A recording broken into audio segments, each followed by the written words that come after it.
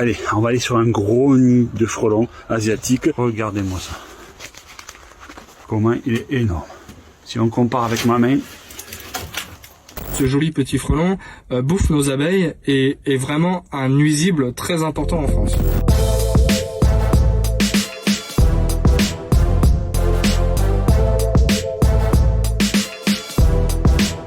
Mec, tu sais, ça me pique vraiment fort. Ouais, arrête. Je te jure, mec. Arrête. Mais j'ai peur. C'est un frelon asiatique, tu crois? Les piqûres de frelons sont plus douloureuses que les piqûres de guêpes ou d'abeilles qu'on a en Europe. Ça, c'est une certitude. Après, voilà, la douleur n'est pas en lien avec le danger, en fait. Les estimations pour mourir d'envenimation, c'est de dépasser 500 piqûres. Dépasser 500 piqûres, c'est vraiment exceptionnel. Il faut vraiment le vivre. Les personnes qui ont coupé un nid en deux avec un taille-haie, par exemple, s'en tirent en général avec une quarantaine de piqûres. 0 pour Jeannette, 1 pour le frelon. Du coup, pharmacie et tous les anti-allergiques et la cortisone. On n'a pas de cas d'envenimation, donc de mort par vraiment le venin. Ce qu'on a comme mort, c'est par des réactions allergiques. Et une réaction allergique, hélas, on peut être allergique à partir de la deuxième piqûre et faire un choc sévère et en mourir. Et là, il faut réagir effectivement très rapidement. Mais c'est exactement la même chose avec l'abeille domestique, avec les autres guêpes. La première chose à faire, c'est déjà pas paniquer. Ils ont une réputation d'agressif, mais ils ne le sont pas. Il faut vraiment en général les chercher pour qu'ils piquent. Et comme toute espèce sociale, il va attaquer surtout pour défendre sa colonie. On considère une distance de sécurité de 5 mètres est largement suffisante. Si vous faites quelque chose que la reine n'est pas dedans ou tout simplement que vous cassez le nid, et ben la reine elle ira faire un nid ailleurs, vous ne le verrez pas.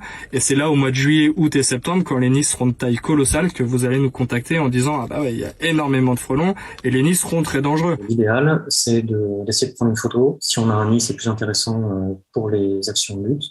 Et dans tous les cas, c'est de signaler à sa mairie, si la mairie a prend en charge en partie les coûts de destruction, mairie qui normalement relaie à l'organisme local qui va gérer la lutte.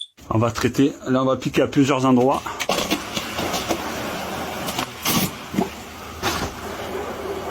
Et les derniers frelons vont mourir petit à petit. Les apiculteurs, on va leur conseiller forcément de placer des pièges sur leur rucher pour capturer des frelons et diminuer la pression de prédation. Mais c'est vraiment quelque chose qui concerne les apiculteurs et qu'on déconseille à grande échelle. Le frelon d'Europe, il va se promener et attraper ce qu'il va trouver sur son chemin.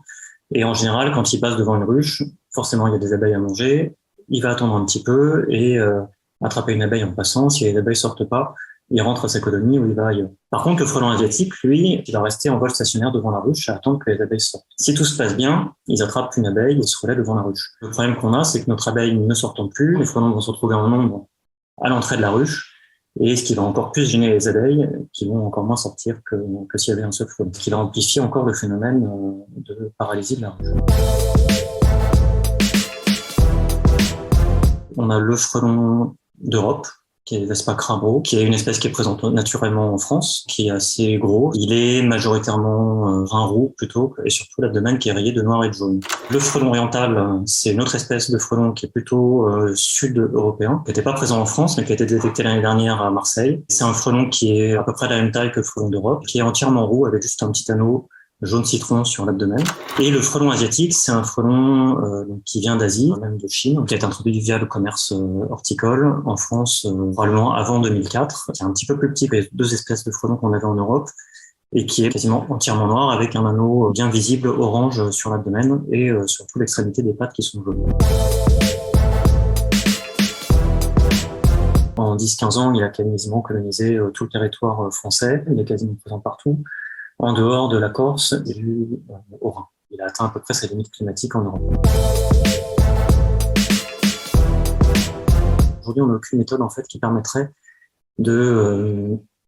d'éradiquer toute la population. Les modèles qu'ont fait les collègues de l'Université d'Orléans montrent qu'il faudrait tuer plus de 90% des colonies tous les ans pour diminuer la population de 50% en 10 ans.